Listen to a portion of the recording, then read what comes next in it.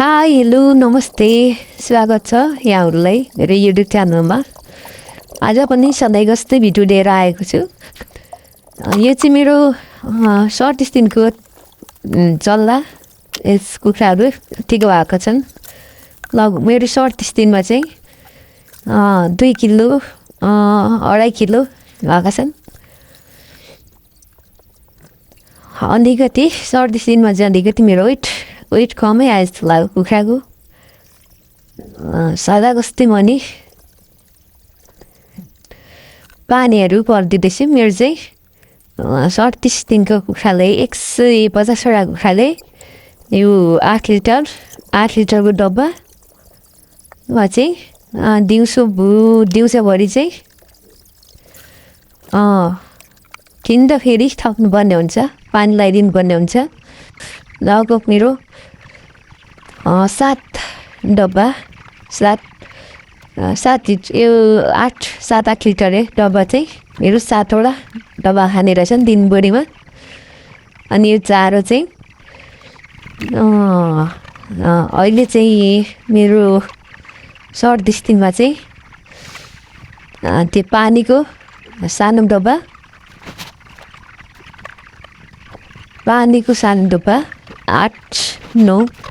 8-9वटा खाने रहेछन्। भोलि 8-9वटा सक्छन् दिनभरिमा। यो लटको चाहिँ मेरो चल्लाहरू धेरै नै राम्रो भइरहेछ। लगभग 37 दिनमा 3टा मात्रै मरेको छ, 2टा चाहिँ अलिक सानो मरेको छ र ठुलो भएपछि एउटा मरेको छ। अरू चाहिँ राम्रै छ, अहिले चाहिँ धेरै राम्रो भइरहेछ। नत्र यत्रो वेजेसम्म धेरै नै मर्यो पनि हो, तर मरेको छैन, राम्रै भइरहेछ। यो चाहिँ मेरो नयाँ चल्लाहरू हो, 1 हप्ता भइरहेछ। यो चाहिँ सुरुदेखि मैले भिडियो बनाउन पाइनँ व्यस्तताको कारणले। यो चाहिँ मेरो 1 हप्ता भए आज यिनीहरूलाई भ्याक्सिन लगाइदिने बेला भइरहेछ। आज चाहिँ यिनीहरूलाई भ्याक्सिन दिन्छु।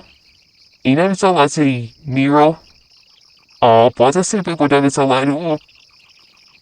यिनीहरूलाई चाहिँ सुरुदेखि त्यति स्याहार पनि राम्रो पुगेन, भन्दा पनि बिजुले ल्यान्डले धोकाइदियो। लगभग यहाँकै दिनदेखि झ्यापझ्यापी बत्ती गएर रातभरि बत्ती गयो। त्यही भएर चल्लाहरू चाहिँ 1 रातमै 9-10वटा मरे। जम्मै ठुल्ठुलो गरी मेरो 25-26वटा मरे चल्लाहरू। इनफाइटमा मैले 3टा लगाइरहेको थिएँ, 3टा पनि एकै रातमा 2टा जल्दियो। अनि यो ग्यास ब्लुटर चाहिँ मैले पछाडि जोडेको।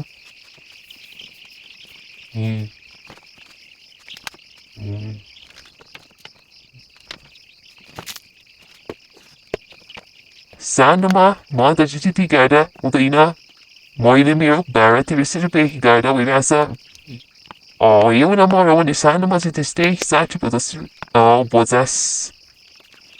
रुपियाँ गाह्रो हुन्छ। अनि ठुलो भएर मऱ्यो भने चाहिँ 7-8 रुपियाँ गाह्रो हुन्छ। त्यही भएर अहिले चाहिँ मेरो 12-13 रुपियाँ गाह्रो भइरहेछ। अब चाहिँ मेरो राम्रो हुन्छ भन्ने आशा छ। अझै पनि 1-2टा चाहिँ मर्छ कि भन्ने शङ्का लागिरहेछ। अलिकति कमजोरी छ 1-2टा चाहिँ।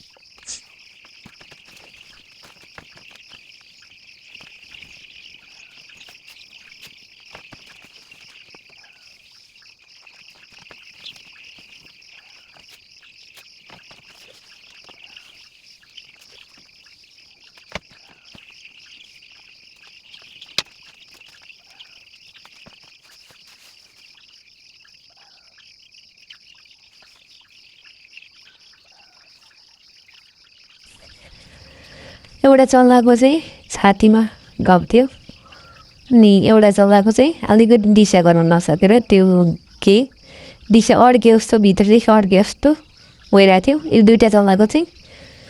अनि अरू चाहिँ ठिकै छन्।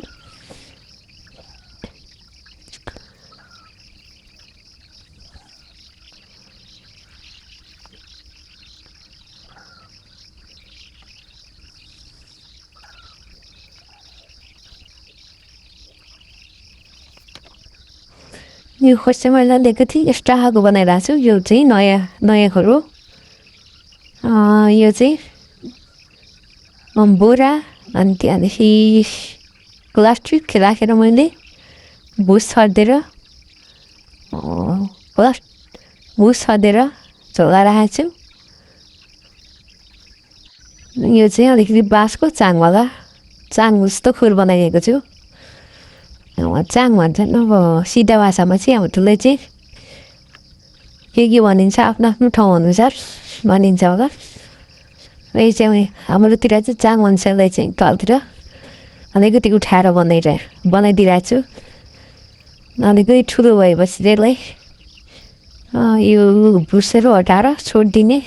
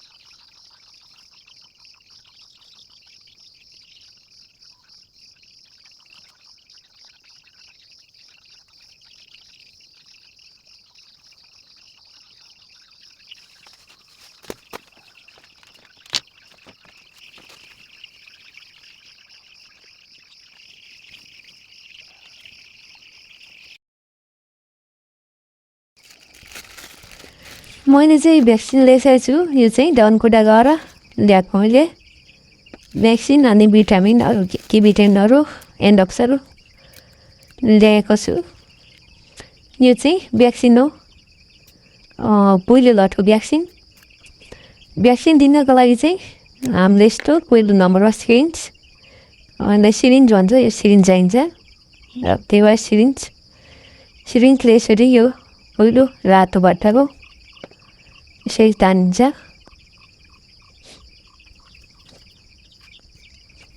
अनि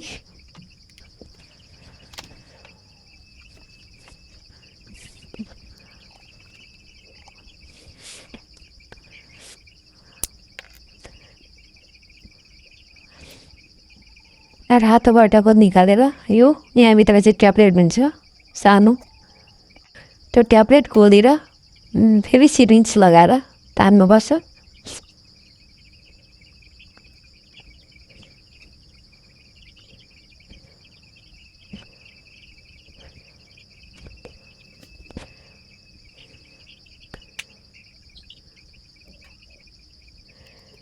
यसलाई चाहिँ यो सिसाभित्र लगाइसकेपछि 1 मिनट 2 मिनट जति हर्लाउनुपर्छ यसरी।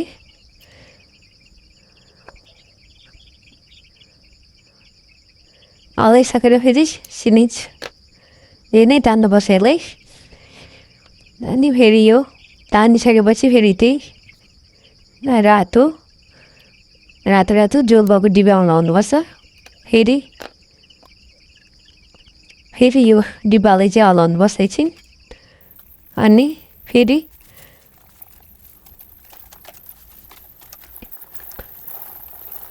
चिसो पानीमै राखेर यसलाई चाहिँ चल्लाहरू किरा बनाएर क्रमशः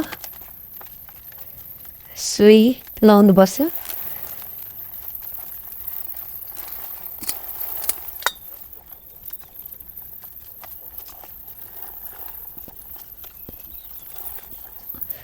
चाहिँ यिनीहरू ल्याएको कार्टुन हो, चल्लाहरू ल्याएको कार्टुन हो। अनि यो कार्टुन अनि एउटा क्यारेट राखेर मैले चाहिँ भ्याक्सिन लगाउँदैछु। क्यारेट चाहिँ सेट राख्दाखेरि अलिकति सजिलो हुने रहेछ। चल्ला टिप्दै क्यारेट ल्याउँदै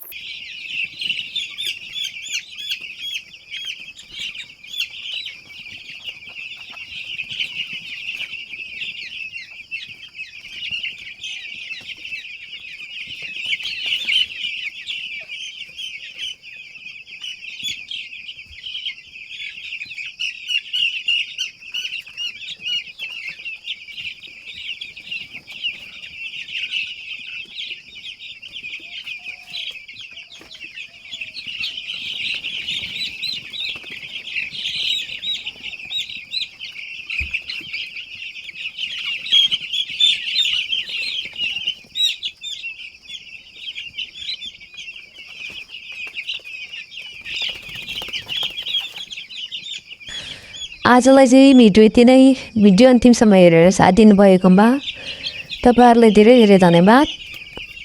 र मेरो च्यानललाई सब्सक्राइब गर्नुभएको छैन भने सब्सक्राइब गरिदिनु होला। अनि लाइक सेयर कमेन्ट पनि गरिदिनु होला भन्दै आगामी दिनहरूमा पनि यस्तै भिडियो ल्याउने बाचाको साथ आजलाई बिदा हुन चाहन्छु। हस्त नमस्ते।